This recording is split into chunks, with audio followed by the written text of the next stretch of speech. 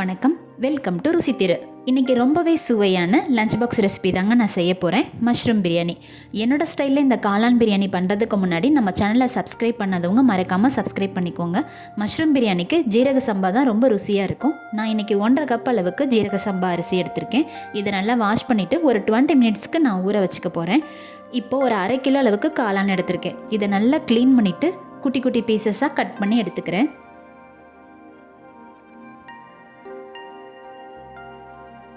Cut பண்ணியாச்சு, இது இருக்கட்டும்.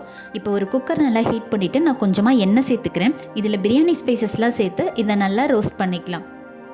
இப்போ ஒரு பெரிய வெங்காயத்தை நீளமாக நறுக்கி வச்சுருக்கேன். இதையும் சேர்த்து நான் வதக்கிக்க போகிறேன். இது பாதி அளவுக்கு வதங்கினதுக்கப்புறமா ஒரு கைப்பிடி அளவுக்கு சின்ன வெங்காயத்தை இடித்து இதில் சேர்த்து இதையும் நல்லா வதக்கிக்கிறேன். இதில் இப்படி இடித்து சேர்க்கறதுனால ரொம்ப ருசியாக இருக்கும். இப்போ 2 பச்சை மிளகாய், ஒரு கைப்பிடி புதினா, ஒரு கைப்பிடி கொத்தமல்லி சேர்த்து இதையும் நல்லா வதக்கிக்கிறேன்.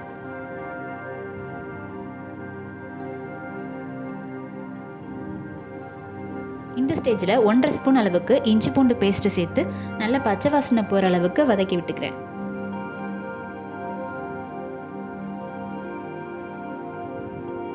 இப்போ மீடியம் சைஸில் ஒரு 2 தக்காளி எடுத்திருக்கேன். இதை பேஸ்ட்டாக அரைச்சி சேர்த்து இதையும் நல்லா வதக்கிக்கிறேன். இப்படி தக்காளியை பேஸ்ட்டாக அரைச்சி சேர்க்கறதுனால பிரியாணி ரொம்ப ருசியாக இருக்குங்க. இப்போ இந்த தண்ணியெல்லாம் வற்றி நமக்கு பேஸ்ட் பதத்தில் வரணும்.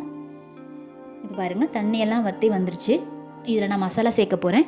1 ஸ்பூன் மிளகாத்தூள், 2 ஸ்பூன் மல்லித்தூள், 2 ஸ்பூன் பிரியாணி மசாலா, உப்பு தேவையான அளவுக்கு. பிரியாணிக்கு உப்பு கொஞ்சம் கரிக்கிற மாதிரி போட்டுக்கோங்க. அப்போ தான் ரைஸ் ரெடியாகி வரும்போது சரியாக இருக்கும். இப்போ இதையும் நல்லா வதக்கி விட்டுடலாம். நான் கட் பண்ணி வச்ச மஷ்ரூமை இதில் சேர்த்துக்கிறேன். இது கூடவே 1 கப்பு பச்சை பட்டாணியும் சேர்த்துக்கிறேன். இது ஆப்ஷனல் தான். இதையும் நல்லா வதக்கி விட்டுக்கலாம். தண்ணி எதுவும் சேர்க்க வேணாம், எண்ணெயிலே நல்லா வதங்கி வரணும். ஏன்னா காளான்லேருந்தும் தண்ணி கொஞ்சம் ரிலீஸ் ஆகும்.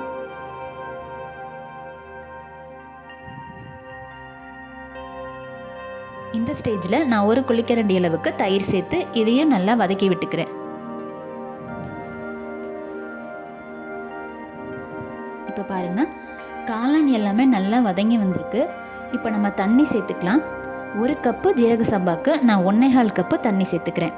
1/2 கப்பு ஜீரக சம்பாக்கு 3/4 கப்பு தண்ணி.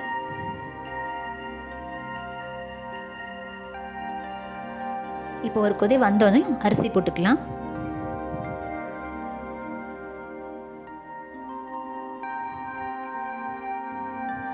அரிசி சேர்த்தாச்சு.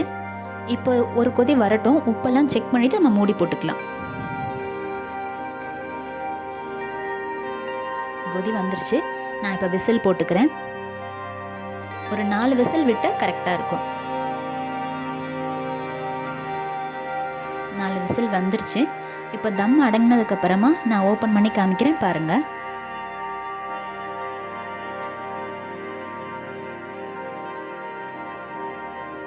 பார்த்தீங்களா, மணக்க மணக்க மஷ்ரூம் பிரியாணி ரெடி ஆகிடுச்சு. இது எப்படி வந்திருக்குன்னு இப்போ காமிக்கிறேன், பாருங்கள்.